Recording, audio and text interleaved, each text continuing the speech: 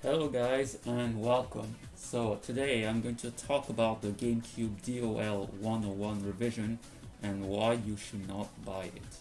So as a reminder, there are three revisions of the Gamecube. There's this one right here. This is the DOL 001 revision, as you can see here. So this revision has the SP2 port, which is useful for Swiss. There's also the digital AV out port, which allows you to get digital video and audio out of your Gamecube in addition to 480p.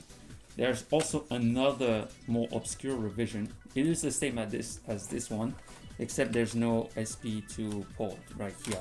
Now the DOL 101 revision, in addition to the lack of serial port 2, it also lacks digital AV out, and I'm going to explain why that is a big problem. So number one, the DOL 101 Gamecube can only output S-Video for NTSC revisions and RGB for PAL Gamecubes.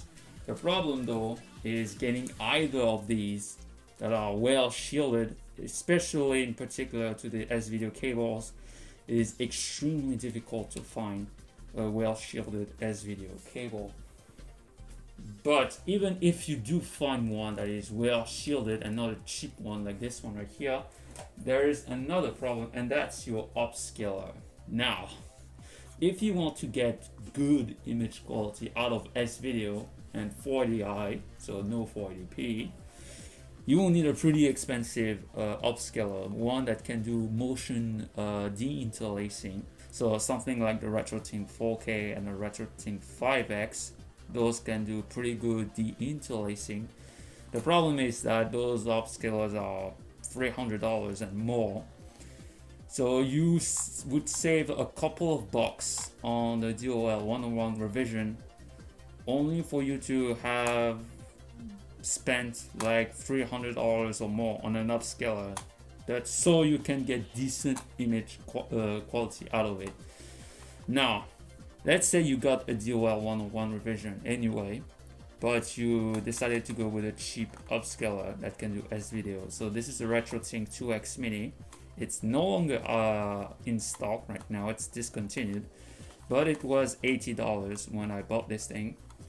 And I'm going to show you two screenshots. So one with this one with the Gamecube over S-Video, and another one with a digital AV out device like this one. This one is right now 30 euros on AliExpress, so they are really cheap. And yeah, the difference is pretty stark. I mean, on the RetroTink 2X, you can see that the resolution, the vertical resolution that is being halved. So that's pretty bad on its own. But there's also the fact that you need to deal with Bob deinterlacing and stuff like that. Now, please ignore the brightness issue because I did try it on my TV and the brightness was fine. It's my capture card.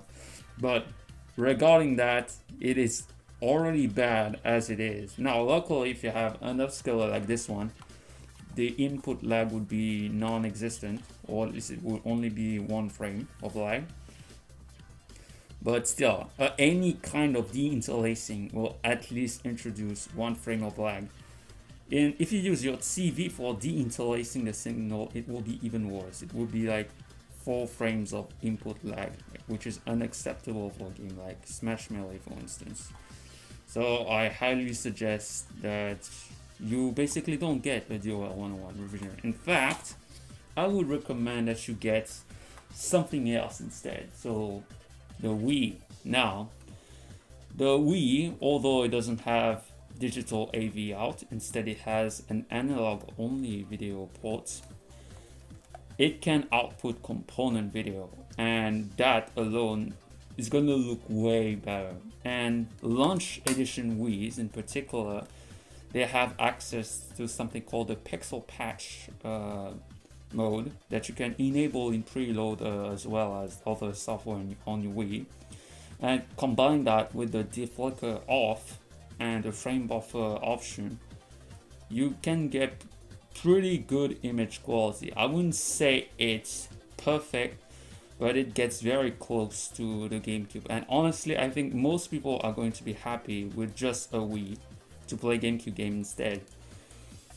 Which means that unless you're looking to play Game Boy games on your GameCube, then yeah, I mean, even if you want to do that, you would either get something like a PAL GameCube and a shielded RGB cable. In that case, it will do a decent job at that.